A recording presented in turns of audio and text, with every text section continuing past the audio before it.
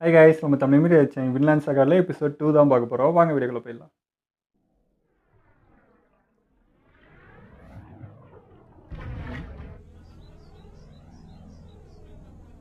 வேற ஊரா?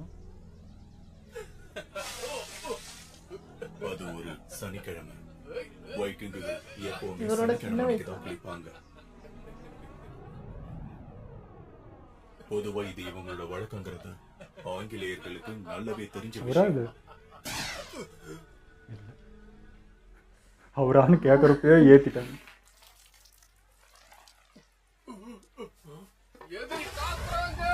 ஃபேஸ் பார்க்க அது மாதிரியே இருந்தது. இதுதான் இட பிரச்சனை. ஆட்டோ பாவீங்களா?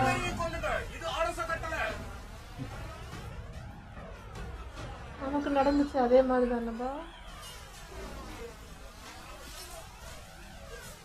உலகம் தோணுனதுலேருந்து அப்படிதான்.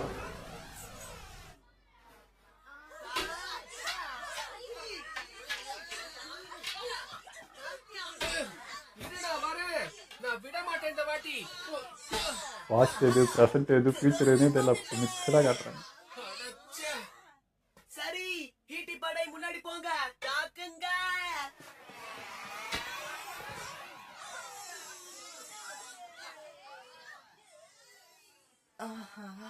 போர்க்களம் அந்த பக்கமா போயிடுச்சா? ஏன் எப்ப பார்த்தாலும் நான் ரொம்ப வேகமா கொல்லப்படுறேன்? செத்தவங்க பேசக்கூடாது தாஃபி. அது பிடிச்சினே பார்த்துன்னு முதல்ல சாகுற ஃபேக்ஸி. ஆமா, அங்க மேல வல்ஹாலா சொர்க்கத்துல தினம் தினம் மாமிசம் இது சாப்பிடுறாங்க. ரியலாக இருக்குங்க இந்த மேகம். நம்ம மாவீரன் ஆகுற வரைக்கும் வல்ஹாலா பக்கம் கூட போக முடியாதுப்பா. வல்ஹாலா ஆ, அப்படியா? அப்ப என் அக்கா அம்மாவால வல்ஹாலா போக முடியாதா? எல்லாம் கனெக்டடாக தான் இருக்குது. உன்னை கொண்டுட்டாங்களா தாஃபேன்? பனியில இப்படியே கிடந்தா உனக்கு ஜலதோஷம் பிடிச்சிடும். என்னது? நீங்க நாளைக்கே கிளம்புறீங்களா? நீங்க ரொம்ப அதிர்ஷ்டசாலி. இந்த தடவை எங்க போறீங்க? நார்வேக்கு நான் ஒன்னும் அங்க விளையாட போகல, வியாபாரத்துக்காக போறேன். வியாபாரத்துக்கு தேவையான பொருட்கள்லாம் எடுத்துட்டு போய் வித்துட்டு திராட்சை ரசம் வாங்கிட்டு வருவேன். அப்ப நானும் கூட வரேன். முடியாது. பண்ண மாட்டு அதுக்கு என்ன முறையா? எப்ப பார்த்தாலும் நானும் கூட வருவேன்னு அடம் பிடிச்சுக்கிட்டு இருக்கேன். ச்சே, ரொம்ப மோசம். இப்படியே போங்க, பனிப்பறையில இடிச்சு விழுந்துருவீங்க. ஏன்டா? இந்த வருஷம் கடைசிக்குள்ள நான் திராட்சை ரசங்கள் வாங்கிட்டு வரணும். கர்த்தரோட பிறப்ப நான் திராட்சை ரசத்தை வச்சு கொண்டாடணும். அதுக்காகத்தான் போறேன். பீர் தயாரிக்கவா? எங்க அப்பா கூட பழ ரசம் வச்சிருக்காரு தெரியுமா? அவர்கிட்ட வாங்கிக்கோங்க. ஆனா பாரு, அது திராட்சை ரசம் கிடையாது. இந்த கிராமத்துல கொஞ்சமாவது Wine திராட்சை எல்லாம் ரசம் பண்றது கிடைக்கும்னு நான் நினைச்சேன். தோஃபின், எனக்காக உங்க அப்பா கிட்ட போய் நான் சொல்றத சொல்லிடுறியா? ஆ? போர் கப்பல் வந்தாச்சு. ம். ஏன் அசால்ட்டா சொல்றீங்க? உங்களுக்கு சப்போர்ட்டுக்கு வருதா இல்லையா? இது பக்கத்துல சண்டையா தான் இருக்கும். இந்த முறை ஓட்டையை அடைச்சாச்சு. அதுல தண்ணி விட்டு பார்க்கலாம். இது ரொம்ப கடினமா இருக்கே. நீ அதுல அதிக பலத்தை செலுத்திட்ட தோஸ். அப்பா, அப்பா, இங்க இருக்கேன் தோர்ஃபின். அப்பா, இன்னொரு போர்க்கப்பல் வருது. அது ரொம்ப பெருசா இருக்கு. ம், எல்லாம் நின்று வேடிக்கை தான் பார்க்குறாங்க. ஆட்கள் இருக்காங்களே இப்போ. என்ன தாட்டுன்னு தெரியல. தோர்ஸ்ங்கிற அரக்கனை பத்தி கேட்டாங்க, காத்துக்கிட்டு இருக்காங்க. தோர்ஸ் அரக்கனா? நம்ம தோர்சியா சொல்றாங்க? அரக்கனா? இவங்க எல்லாரையும் பார்த்தா பெரிய போர் வீரர்கள் மாதிரி இருக்காங்க. இவங்க ஆஃப்தான் ஆளுங்க மாதிரி கிடையாதுன்னு நான் நினைக்கிறேன். ஓ, தோர்ஸ் இந்த கிராமத்தை ஆக்கிரமிக்கணும்னு முடிவு பண்ணிட்டாங்களா? தெரியலையே எதுக்கு வந்திருக்காங்க. ஜோம்ஸ் வைக்கிங்ஸ், நான் இங்க இருக்கேன்.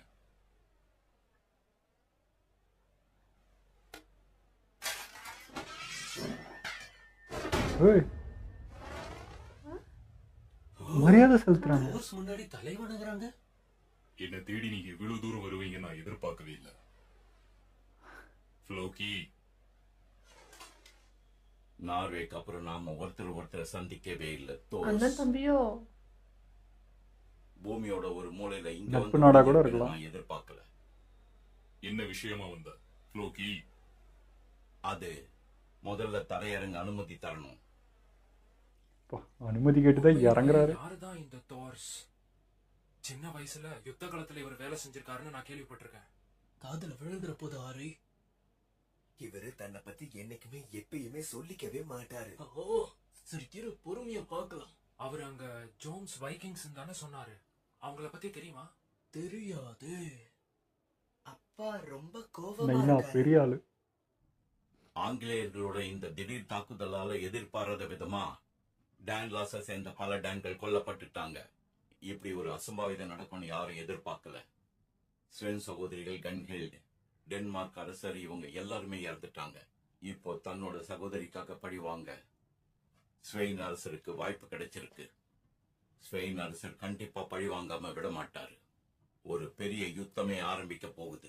வீரர்களா இப்ப நாம தான் முன்னாடி நிக்கணும். யுத்தமா? ஷோ. ஜோம்ஸ் வைக்கிங்ஸ் எல்லாம் டென்மார்க் படையில தான் சேருவாங்க. வசந்த காலத்துல இருந்து இங்கிலாண்ட நாம ஆக்கிரமிக்க ஆரம்பிப்போம். என்ன வேணா பண்ணிக்கோங்க. இது உலகத்தோட வடக்கு மூலையில இருக்கிற சின்ன கிராமம். வடக்கு கடலுக்கு அந்த பக்கம் இருக்கிற நாடுகள் எந்த முடிவு எடுத்தாலும் எனக்கு சம்பந்தம் இல்லை. இப்படி எல்லாம் பேசினா வேலைக்கு ஆகாது. நம்ம தலைவர் சிக்வால்டியோட கட்டளை, மொத்த படையையும் ஜோம்ஸ்பர்க்ல நான் திரட்டணும். யாரையும் விட முடியாது. சொல்றது புரியுது இல்ல? ஊருக்கு வரவே ரெடியா இல்ல போல. படையை விட்டு வெளியேறியவனா இருந்தாலும் சரி. வெளியேறினவனா? வேணான்னு இவரே வந்துட்டுக்கிறாரு. ஜோம்ஸ் வைக்கிங்ஸ் தலைவன் அரக்கன் தோர்ஸ், இது ஒரு யுத்தம். இருக்கண்ணா. இதுல நீயும் சண்டையிட்டாகணும். ஃபர்ஸ்ட்ல பார்த்தோம் இன்ட்ரோல அப்படிதான் இருந்தாரு.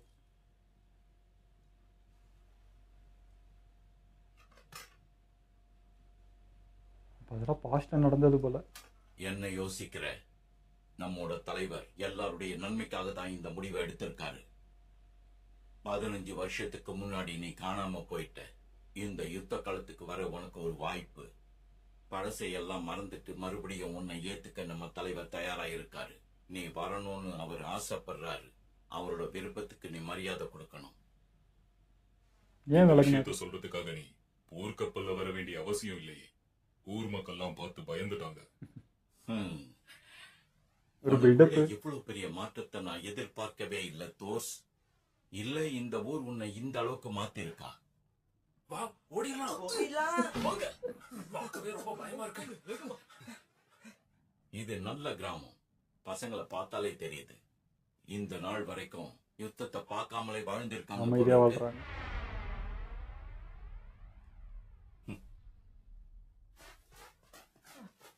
சொன்னதை கேட்டியா? யுத்தம் வரப்போகுதா? அமைதியை கெடுத்துருவானுங்க போல. என்னுடைய முதல் யுத்தம். டார்ஸ் அழைக்கிறதுக்காக கடல் கடந்து அவ்வளவு தூரத்துல இருந்து அவர் இங்க வந்திருக்காரு. நிஜமாவே உங்க அப்பா ரொம்ப பெரிய ஆளுதான் போல. ஆனா அவரு நம்மள கூட கூட்டிட்டு போவாரான்னு தெரியலையே. உனக்கெல்லாம் வாய்ப்பே உங்களை கிடையாது. கூட்டின்னு போய் பலவீனமானவன். என்ன பேசுற நீ? நீ பலசாலியா இருந்தா மட்டும்தான் உனக்கு வாய்ப்பே கிடைக்கும். அதெல்லாம் நான் பாத்துக்கிறேன். நீ கவலையே படாத. நீ இது வரைக்கும் யாரையும் கொலை பண்ணதே கிடையாதுல்ல? இந்த இல்ல, விஷயத்துல சண்டைக்கு ரெடி ஆகுது அதுதான் முடியாது. முக்கியம். அது இருந்தாதான் எடுத்துப்பாங்க. மன்னிச்சிருங்க.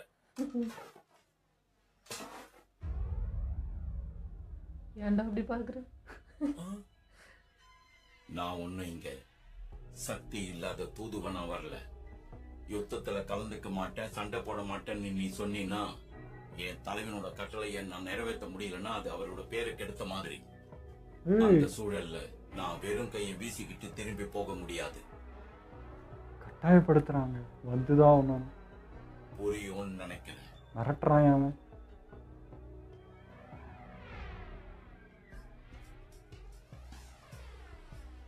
அன்பா கூப்பிட்டா வரலன்னா மிரட்டான். பின்லாந்து பிராந்தியத்துல யோம்ஸ்புரோகுங்கிற துறைமுகத்துல இருக்கிற படை தோர்ஸ் யோம்ஸ் வைக்கிங்ல இருந்திருப்பான்னு கற்பனை கூட பண்ணி பார்க்க முடியல. அவ்வளோ பலசாலிங்களா? ரொம்ப பலசாலி. பின்லாந்து அரசனால இவங்க கிட்ட வரிய வசூலிக்க முடியல, அந்த அளவுக்கு பலசாலி இவங்க. வடக்கத்திய படைகளே பலசாலின்னு பேரு வாங்கினவங்க இவங்க. பின்னாடி போங்க, எல்லாரும் கப்பல்ல ஏறுங்க. என்ன பின்னாடி போங்க. ஒத்துக்கிட்டாரு போலியே. இப்ப என்ன நடந்துச்சு? இதெல்லாம் ரொம்ப விசித்திரமா இருக்கு. நீ பொழைச்சுக்கிட்ட ஹரி. இதோ பாருங்க கிராம மக்களே, நான் ஜோம்ஸ் வைக்கிங்ஸை சேர்ந்த ஃப்ளோக்கி. என் தலைவரோட கட்டளைப்படி தோஸ் நோர்சனை எங்க படையில சேர்க்கறதுக்காக நான் இங்க வந்தேன். நிஜமாவா? எங்களோட தலைவர் அவரோட போர்க்கப்பல உங்க தோஸ் வழி நடத்தணும்னு ஆசைப்பட்டு என்ன அனுப்பி வச்சிருக்காரு. உங்களுக்கு விருப்பம் இருந்தா தோஸோட சேர்ந்து ஜோம்ஸ் போர்க்கு நீங்களும் வரலாம். தம்பி எல்லாரும் கூப்பிட்றான். அது இவர் முடிவு பண்ணண்டா. நான் கிளம்புறேன் தோஸ், யுத்த களத்துல சந்திப்போம் நம்புறேன். எல்லாரையும் குழப்பி விட்டு போறோம். நம்ம யுத்தத்துக்கு போறோம். சாய், அது இவர் முடிவு பண்ணண்டா. எத்தனை தசாப்தங்கள் ஆயிடுச்சு. நம்ம திரும்ப வெற்றி பெறுவோம். நமக்கான காலம் இது. ரொம்ப நாள் சண்டையே போடாம இருந்துக்கிறாங்க போல. அதான் அவன் தூண்டி விட்டு போயிட்டான்.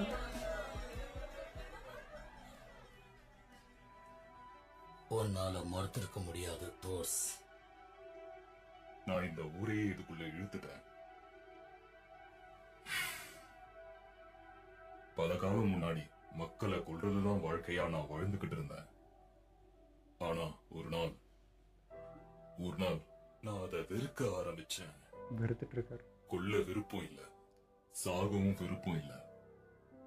அதனால நான் போர்ல இருந்து நான் ஓடி வந்துட்டேன். ஓ, இவராதான் வந்திருக்காரா? இவ்வளவு காலமா நான் இறந்து போயிட்டதா எல்லாரையும் நம்ப வச்சுக்கிட்டு இருந்தேன். மறுபடியும் அதே மாதிரி காட்டலாமே. எப்படி தெரிஞ்சிச்சு உண்மை? நான் அந்த மாதிரி ஓடினா எனக்கு பதிலா இந்த ஊரையை அழிச்சிடுவாங்க. அந்த ஜோம்ஸ் வைக்கிங்ஸ் ஓடி போறவங்களை மன்னிக்க மாட்டாங்க. இவர் அங்க இல்ல, அதை வச்சு கண்டுபிடிச்சிட்டு இருப்பாங்க. உயிரோட தான் இருக்காரு. என்னோட செயலுக்கான பொறுப்பை நான் எடுத்துக்க வேண்டிய நேரம் வந்தாச்சு. இப்பவே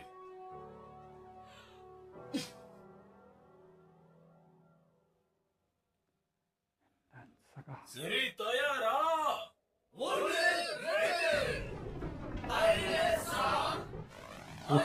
இந்த கப்பலை எடுக்கிறாங்க. இழுங்க, இழுங்க. என்ன நீங்க இன்னைக்கு கிளம்புறீங்கன்னு நினைச்சேன் லீஃப் மாமா. தோர்ஸ் தான் என்ன இங்க இருக்க சொன்னான். அந்த போர்க்கப்பலோட நானும் சேரலான்னு முடிவு பண்ணிட்டேன். அப்படியா? அது உங்களுக்கு பாதுகாப்பானதும் கூட. கவலைப்படாதீங்க, நாங்க எல்லாம் உங்களை சேர்ந்து காப்பாத்துறோம். ஒரு மனுஷன் அமைதியா உட்கார்ந்து ஏறுறது. இந்த ஊர்ல இருக்கிறவங்களுக்கு யுத்தம்னா ரொம்ப பிடிக்கும் போல இருக்கு. இல்லை, ரொம்ப ஆர்வமாக இருக்கு. இன்னும் இவரு தானே கதையா சொல்லி சொல்லி வளர்த்து விட்டுருக்கு. நீ ரொம்ப மோசம் டார்ஃபின். அவனை சுத்தி பாருங்க.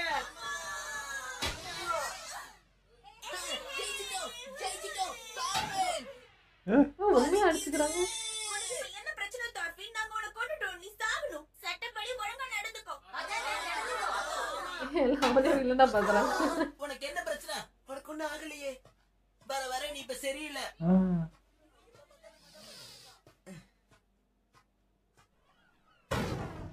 விளையாடாம சீரியஸ் ஆடுறோம். தூக்குங்க. 1 2 3. இன்னொரு தடவை தூக்கலாம். ஆஹா, தோர்ஸ், கொஞ்சம் வந்து இத பாக்குறியா? ரத்தம் அழகா வச்சுக்கிறானுங்க. வலிக்குது. கை உடைஞ்சிருக்கு. விளையாட்டுல இவ்வளவு பலமா அடிச்சுப்பீங்க. ஒரு மாசம் கட்டோட தான் இருக்கணும். மன்னிச்சிருங்க தோர்ஸ். அந்த டார்ஃபின் தான் இப்படி பண்ணான். அவன் எங்க எல்லாரையும் கோபப்படுத்துறான். அவன் ரொம்ப கடினமா அடிக்கிறான். இனிமே நாங்க யாருமே அவன் கூட விளையாடவே மாட்டோம்.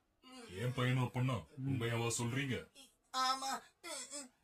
அவனுக்காக நான் மன்னிப்பு கேட்டுக்கிறேன். நான் அவன் கிட்ட இத பத்தி பேசுறேன். அதே ரத்தம். பசங்கன்னா அப்படித்தானே இருப்பாங்க.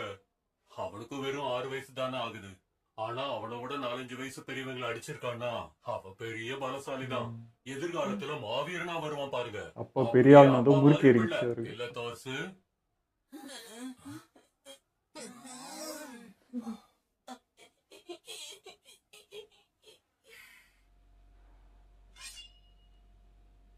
அடடே, எனக்காக இத நீங்க குடுக்குறீங்களாப்பா? இது எங்க தாத்தாவோடது குடும்ப பொக்கிஷம். உன் திறமையை பயன்படுத்தி சண்டை போடு. ஆரே பாக்க அழகாதான் இருக்க. என்னோடத பாரு எவ்வளவு பெருசா இருக்குன்னு நல்லா விளையாட்டா கலந்துக்கிறீங்க. குதிரை தலையை வெட்டிடு. அவ்வளவு பெருசா இருக்கு. ஆமாப்பா, பெருசா இருக்கு. இருந்தாலும் ஈட்டியும் அருமைதான். இதெல்லாம் வச்சு ஒரு தடவை சண்டை போட்டு பாப்போமா? இவருக்கு இப்பயே போருக்கு போகணும்னு ஆசை போல. உனக்கு என்ன பிரச்சனை? ஏன் கோவமா இருக்க? இப்படி எல்லாம் கையில கடிச்சதெல்லாம் தூக்கி கீழே போடக்கூடாது. உன்கிட்ட தான் பேசுறேன், புரியுதா? நீ இப்ப மரியாதையா வந்து அதை எடுத்து வைக்கிற, இல்ல தூக்கி போட்டுருவேன். சரி, தேவையில்ல, தூக்கி போடு. என்னடா ஆச்சு உனக்கு? இங்க நீ என்னடா பண்ற? இந்த இடத்துல என்ன தேடிட்டு இருக்க? நம்ம ஆயுதங்கள்லாம் எங்க? ஓ, ரியல் கத்தி தேடுறாரு. எனக்கு ஆயுதம் வேணும். என்கிட்ட ஆயுதம் இருந்தா எவ்வளவு நல்லா இருக்கும். நீ என்ன பேசிட்டு இருக்க? உங்க அப்பாவோட கப்பல்ல நீயும் ஒரு வீரன் மாதிரி பயணிக்கலாம்னு முடிவு பண்ணிட்டியா? அதுக்கெல்லாம் முயற்சி பண்ணாத. உன் நேரத்தை தான் நீ வீணாக்குற. சின்ன பயணிக்கெல்லாம் அங்க இடம் கிடையாது. வயசு என்ன தம்பி? தோர்ஃபின்,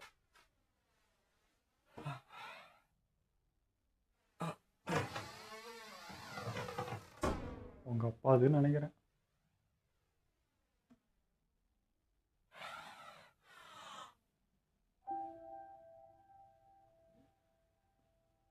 நைனா ஓடிக்குது.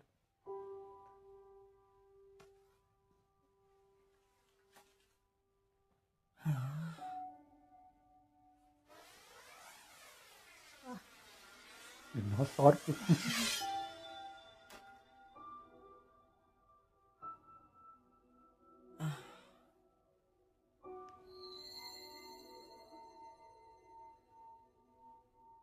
அழகா இருக்கு.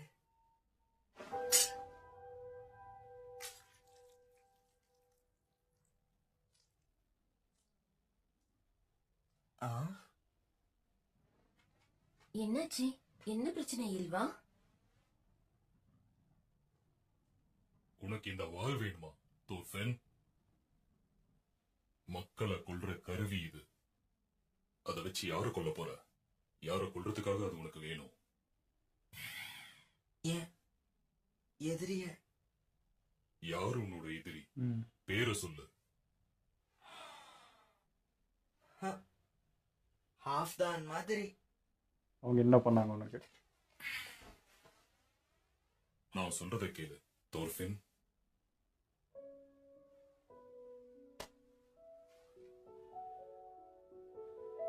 உனக்கு எதிரின்னு யாரும் கிடையாது. யாருக்கும் இல்ல. யாருக்கும் விருப்பம் இல்ல.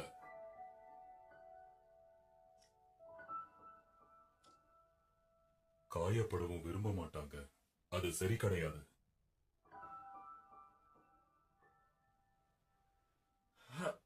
நீங்க பொய் சொல்றீங்கப்பா. எனக்கு தோர் கதை பாரு நிறைய நீங்க யுத்தத்துக்கு போக போறீங்க. அங்க உங்க எதிரியை கொல்லதானே போறீங்க. நான் சின்ன பையன் இல்ல. நீங்க என்கிட்ட பொய் சொல்லாதீங்கப்பா. எனக்கு எல்லாமே தெரியும். தோர்ஃபின், டார்ஃபின், எச்சரிக்கையா இருக்கணும். இல்லைன்னா இப்படிதான். என்ன நல்லா பாக்குறியா? இது நல்லா வேணும்.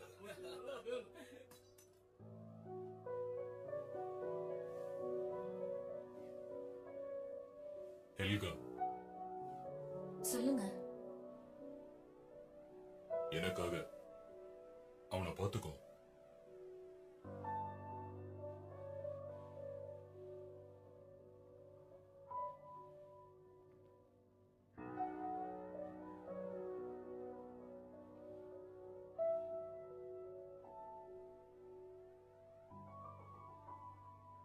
காத்து மேற்குல இருந்து வடமேற்கா வீசுது. கடல் அமைதியா இருக்கு.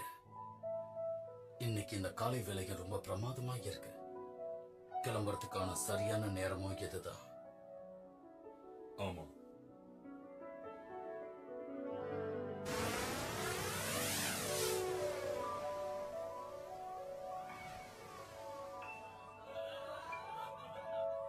சரியா சொன்ன.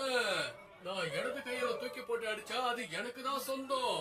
முதல்ல அடி, அப்புறம் பாத்துக்கலாம். கெஞ்சி கேட்டுக்கிறேன். இந்த அவங்க இப்ப இடமா? பாரு, உன்னை என்ன பண்றேன்னு தடுக்க முயற்சி பண்ண கொன்னுடுவேன்.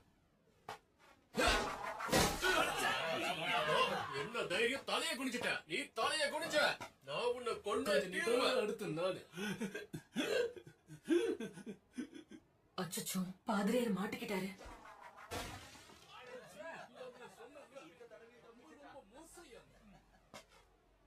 ஏய் ஜோன்ஸ் வைக்கிங்ஸ், எல்லாரும் வாங்க, ஏதாவது குடிங்க. எல்லாரும் ஒழுக்கமானவங்களா இருக்காங்க. அங்க போகாத, அவங்களுக்கு மலிவான மதுபானங்கள் பிடிக்காது.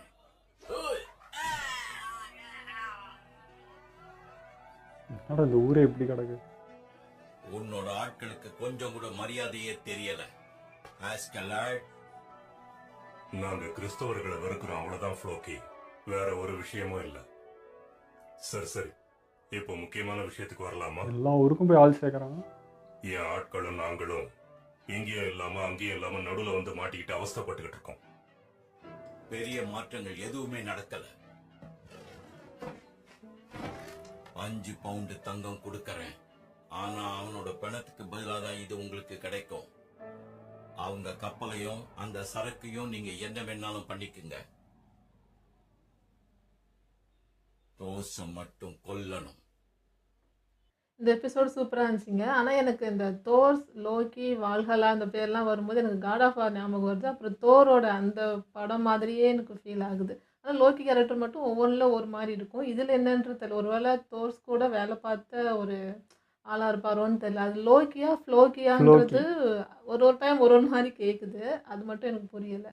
ஆனால் இதில் காட்டுற அந்த பிளேஸாக இருக்கட்டும், அவங்க வாழ்கிற அந்த லைஃப் ஸ்டைல், அதாவது அந்த டைமில் இருந்த அந்த லைஃப் ஸ்டைல்லாம் காட்டும்போது சூப்பராக இருக்குது, பார்க்குறதுக்கு நல்லா இருக்குது. இப்போ ஃப்ளோக்கி வந்து தோசை கூப்பிட்டு வந்திருக்கான்றப்போ தான் அந்த ஃபஸ்ட்டு நடந்த ஃப்ளாஷ்பேக்கை யோசிச்சு பார்க்குறேன். ஆமாம் இல்லைன்ட்டு நான் அன்றைக்கி எப்படி நினச்சேன்னா, அவராக வந்து அது கடலில் ஒருத்தனை கொன்னுட்டு அதுக்கப்புறம் கரை சேர்ந்து வந்திருக்காரு, போய் நின்றுருப்பாரு அப்படி நினச்சேன். இல்லை, கொன்னுட்டு அப்படியே கத்தியை போட்டுட்டு இதோட வேணாம், இந்த கொல்றது பண்ணுறது வேணான்ட்டு அப்படியே வந்திருக்காரு போல இருக்குது. அது இப்போ இவன் சொல்லி தான் தெரியுது. ஸோ 15 வருஷமாக இப்போ அந்த இடத்துல தேடி இருப்பாங்க. இப்படியேப்பட்ட மாவீரன் இவ்வளோ பேரை கொண்டா வந்து அங்கே பாடி இல்லை அப்படின்னா கண்டிப்பாக இவரோட தான் இருக்கான், இவனை விடக்கூடாதுன்றது தான் இருந்திருக்கும். ஸோ தேடி கண்டுபிடிச்சி வந்திருக்காங்க போல்.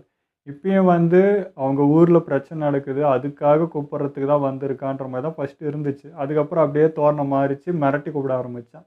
இப்போ அவர் என்ன பதில் சொன்னாருன்னு தெரில. இப்போ பக்கத்து ஊருக்கு போயிட்டு இவருக்கு எதிராக போய் அங்கே பேசிகிட்டு இருக்கான். அப்படியே என்னடா இது அப்படின்ற மாதிரி ஆயிடுச்சு. அதான் அப்போ அந்த பழி உணர்வு இருக்குன்ற மாதிரி தானே இருக்குது. ஏன்னா நான் அப்போவும் எனக்கு தெரிஞ்சிச்சு அவர் தப்பிச்சு தான் வந்திருக்காருன்ட்டு. கீழே தண்ணியில் சண்டை போட்டு தப்பிச்சு வந்துட்டார். ஏன்னா படகுல 5-6 பேர் இருந்தாங்க, திரும்ப அவர் அட்டாக் பண்ணே போகல, மேலேயே வரல, அப்படியே எஸ்கேப் ஆகிட்டு அப்படியே வந்துட்டார்.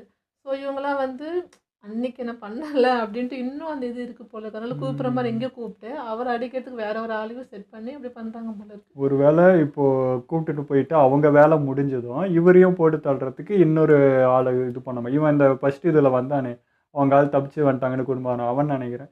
ஸோ அந்த ஊருக்கிட்ட போயிட்டு இவரை கொல்றதுக்கு பிளான் பண்ணுறான். அடா பாவீங்களா அப்படின்ற மாதிரி இருந்துச்சு. ஸோ இவருக்கு இவருடைய இதுவும் வேணும், பவரும் வேணும். போய் இவங்க ஊருக்கு அழிச்சவங்களுக்கு சண்டை போட்டு பண்ணதுக்கப்புறம் இவரையும் முதுகில் குத்துங்கடா அப்படின்ற மாதிரி இருக்குது. அது மொத்தம் ஃபுல்லாக ட்ராப் மாதிரி தான் இருக்குது. இது ஒருவேளை நிஜமாகவே இப்போ அங்கே சண்டை தான் கூட்டு போகிறாங்களா, இல்லை சும்மா கூப்பிட்டு கடல் வெளில நடுவில் நிற்க வச்சு இவங்க பின்னாடி இவங்களை குத்து விட்டு பண்ணுறாங்களா என்னன்னு தெரியல. ஆக மொத்தம் கலவரம் பண்ணுறது தான் பார்க்குது. அமைதியாக எல்லாம் இருக்குது, அந்த அமைதியை கெடுக்கிறதுக்குனே வந்தாங்கடா அப்படின்ற மாதிரி தான் இருந்துச்சு. அதான் இவ்வளோ பெரிய ஒரு மாவீரனாக இருந்திருக்காருன்றது தெரியுது. ப்ளஸ் ஒரு அமைதி கேட்டு வந்துட்டார், விட்டுட்டு போயிருக்கலாம். ஆனாலும் அவர் வந்து சீண்டிட்டு இருக்காங்க. அப்புறம் இந்த கிராமத்தில் கூட வந்து ஆல்ரெடி ஃபைட் போட்டவங்களா இல்லை இவரு கூடயே கிளம்பி வந்த ஆட்களான்னு தெரியல. ஏன்னா சாதாரண மனுஷங்க இப்படி போர்னு வெறியாக இருக்க மாட்டாங்க, இவ்வளோ ஆசைப்பட மாட்டாங்க. ஆனால் இவங்க துடிக்கிறாங்க, ஏதாவது சண்டை போடுவேன் போர் பண்ணுவேன் அப்படின்ட்டு.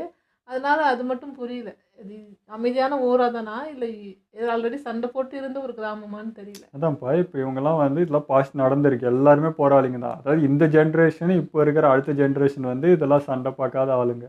பட் அவங்க அப்பாங்க எல்லாருமே சண்டை பார்த்த ஆளுங்க தானே. அவங்க தானே இங்கே தப்பிச்சு ஹீரோ கூட அப்படி வந்திருப்பாங்க. ஹீரோவுக்கு சப்போர்ட்டோட 4-5 பேர் வந்திருக்கலாம். ஸோ அவங்களுடைய பிள்ளைங்கன்னா இப்போ கதை சொல்லி சொல்லி சொல்லி அவங்களுக்குள்ளே அது வெஞ்சிட்டு இருக்குது. இது மாதிரி சண்டை போடுறது அது இதுன்ட்டு சும்மா பண்ணுறாங்க இல்லையா, அதுவே அவங்க தீவிரமாக பிடிச்சின்னுறாங்க. இப்போ போர் போகிறோன்னா எல்லாம் ரெடி ஆகிறாங்க காஸ்டியூம் போட்டு. அவ்வளோ ஈஸியாடா, அவங்க உருவ பக்கத்தில் நிற்கும் போதே தம்மா தூண்டுக்கிறீங்க.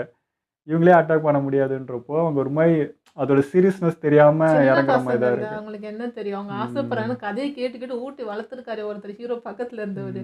அவர் சொல்லி தான் எல்லாம் வந்தது. ஸோ அந்த துடிப்பு பசங்களுக்கு இருக்க தானே செய்யும். இப்போ இவன் சின்னவனுக்கு இவன் ஹீரோவோட பையனுக்கே வந்து அந்த துடிப்பு இருக்குல்ல. இப்போ அப்பா வந்து இவ்வளோ பெரிய மாவீரன், அவ்வளோ பெரிய கப்பல் படம் வந்து எங்கள் அப்பாவை கூப்பிட்றேன்னா அப்போ எங்கள் அப்பா எவ்வளோ பெரிய ஆள், அவன் பையன் நான் இப்படி இருக்கிறேன் விளையாட்டுத்தனமா சொல்லிட்டு உடனே அடிக்க ஆரம்பிக்கிறான் பாருங்க. அதுதான் அந்த அந்த ரத்தம் கொதிக்குது. அப்போ நானும் வரணும், நானும் சண்டை செய்யணும்ல, இப்படிப்பட்ட அப்பாவுக்கு நான் பிறந்துட்டு இப்படி இருக்கக்கூடாதுன்னு சொல்லிட்டு. அதே மாதிரி தான் மற்ற பசங்களும். ஸோ இவனுக்கே வரும்போது அவங்க டீனேஜில் இருக்காங்க, அவங்களுக்கு வராதா? அதுதான் அந்த விஷயம் தான். ஆனால் அந்த டைலாக் எனக்கு பிடிச்சிருந்துச்சிங்க. அவங்க அப்பா வந்து அந்த பையனுக்கு புரிய வச்ச விதம் அப்படின்னு சொல்லிட்டு. கொல்லணும்னா யாரை கொல்ல போகிற, எதுக்கு கொல்ற, என்ன ரீசன், எதுவுமே இல்லை. அப்படியே ஆட்டுமா அந்த மாதிரி போகக்கூடாது. ஏதாவது ரீசன் இருக்கணும். உன்னை என்ன அட்டாக் பண்ணாங்களா, உன்னை என்ன பண்ணியிருக்காங்களா, நீ பதிலுக்கு பொறுப்பில்லை. உன் இடத்துக்கு வந்து பண்ணாங்களா, நீ பண்ணலாம். எல்லாரும் போகிறாங்க நானும் போகிறேன்றது வந்து குருட்டாக போகிறது. அப்படி அதுதான் அந்த கேள்வி கேட்டால் அவன்கிட்ட பதில் இல்லை. ஸோ இது தப்பான வழி, உனக்கு வர்றப்போ பார்த்துக்கலாம், இப்போதைக்கு எதுவும் இல்லை, அமைதியாக வாழு அப்படின்னு சொன்ன மாதிரி. பட் அவங்க தானே அந்த பேர் இப்படிலாம் நம்மளை அட்டாக் பண்ணப்பா, நம்ம கிட்ட சண்டைக்கு வந்தாங்கப்பா, நமக்கு இவ்வளோ பண்ணியிருக்காங்கப்பான்னு சொல்லிட்டாங்களே, இதுக்கு மேலே அவனுக்கு என்ன வேணும்? அதனாலேயே அவன் அப்படி பண்ணுறான். அவங்க அப்பா சொல்கிறது அது எங்கள் ஜென்ரேஷன் விஷயம், நாங்கள் பார்த்துக்கிறோம். உன் ஜென்ரேஷன் உன் காலத்துக்கு என்ன வருதோ அதை பாரு, என் காலத்து நான் வந்து நீ ஏற்றுக்காத அப்படின்றது தான். இந்த பழி வாங்குறது அது இதுன்னெலாம் போயிடாத அப்படின்னு தடுக்கிறார். அதான் எனக்கு வந்து அப்படியே கிரேட்டோஸ் பார்க்குற மாதிரி தான் இருந்துச்சு. கிரேட்டோஸ் அவங்க பையனை பார்க்குற மாதிரி தான் இருந்துச்சு. கிரேட்டோஸ் லோக்கியா அதே மாதிரி அப்படியே இருந்தது. பட் அந்த சூழ்நிலை நாளைக்கு வந்துச்சுன்னா அதுக்கு ப்ரிப்பேர் ஆகணும்னா இப்போ இருந்தே அவன் ரெடி ஆகணும் தான். அதுவும் இருக்குது. இப்படியே அமைதியாக தான் இருக்குன்னா சொல்ல முடியாதோ, பக்கத்தில் இருந்து பிரச்சனை வருது, அங்கேருந்து வரும், நாளைக்கு இங்கே கூட வந்து பிரச்சனை பண்ணலாம். ஸோ அதுக்கு ப்ரிப்பேராக தான் இருக்கணும். அப்படியே அமைதியாக எதையும் கற்றுக்காம இருக்கலாம் சொல்ல முடியாது. பிரச்சனை வரலாம். நீங்களே விட்டு 15 வருஷம் கழித்து நீங்கள் விட்டு வந்த ஒரு பிரச்சனை இதை தேடி வருது. அந்த மாதிரி நாளைக்கு என்ன வேணாலும் வரலாம். ஆனால் பையன் ரெடியாக இருக்கிறது தான் அவசியம் தான். அதான் அந்த பையத்தினால அமைதியான்ட்டு எதுவும் வரல. பட் அப்பாவுக்கு ஒன்று வருதுன்னும் போது அவன் சும்மா இருக்க மாட்டான். நானும் வரேன், நானும் கற்றுக்கிறேன் அப்படின்னு தான் சொல்லுவான். ஓகேங்க, இப்போ தான் ஆட்டம் சூடு பிடிக்குது. ஃபர்ஸ்ட் எபிசோடு வந்து அது மேலோட்டமாக இருந்தது. இப்போ அப்படியே ஒரு ஒரு ஒரு இது கிளம்புது, என்னமோ நடக்க போகுது அப்படின்ட்டு பார்ப்போம். ஓகே, இதோ நம்ம வீடியோ முடிச்சுப்போம். மறக்காமல் லைக் பண்ணி ஷேர் பண்ணுங்கள், மறக்காமல் சப்ஸ்கிரைப் பண்ணிடுங்க.